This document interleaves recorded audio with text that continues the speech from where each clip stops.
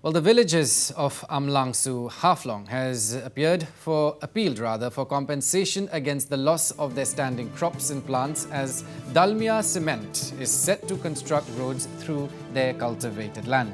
Now, the North Cachar Hills Autonomous Council has allotted the land to Dalmia Cement Company for development activities. However, the people of Amlangsu have been cultivating the land since long for their livelihood.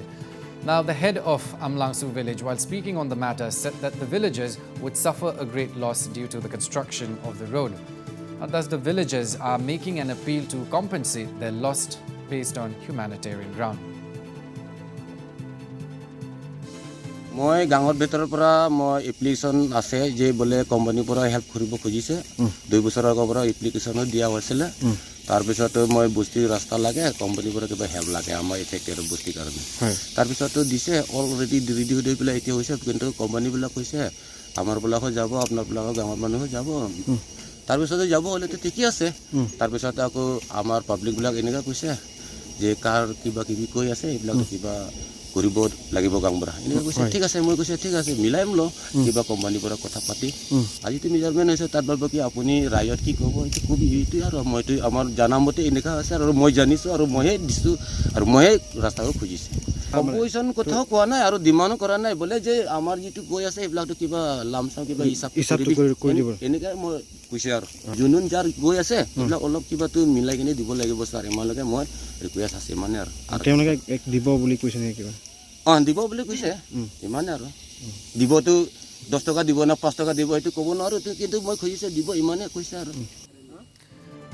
Well, we also have reactions coming in from some of the villagers. Let's listen in. মিয়াই এন্টৰ ৰাস্তা লাগে বুলি আহিছে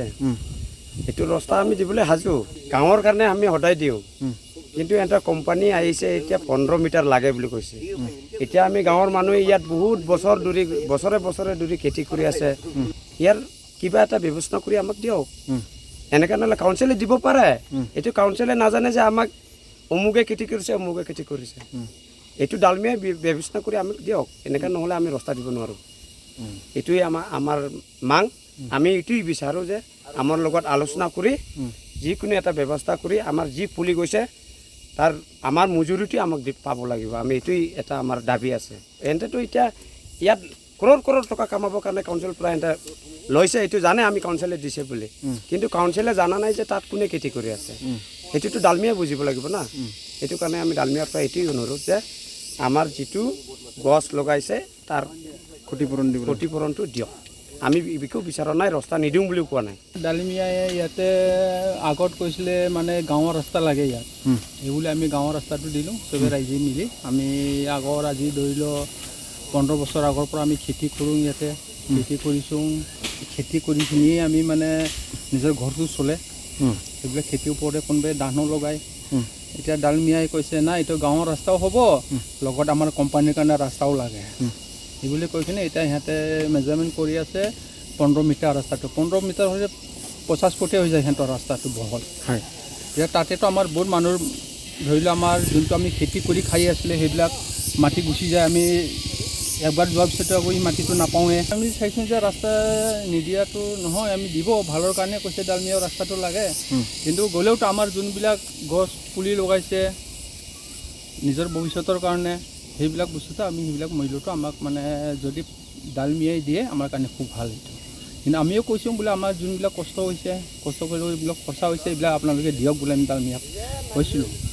কিন্তু ডালমিয়াৰ যোনটো সিহঁতৰ public relation officer আছে সেইজন কৈ আছে নিদিয়াটো নহয় আমি দিম তাৰমানে কিবা এটা মিলাইখিনি দিম সেইবুলি কৈ আছে এতিয়া কিবা এটা মিলালে কি দিব আজিলৈকে আমাৰ একো ফেচলা হোৱাই নাই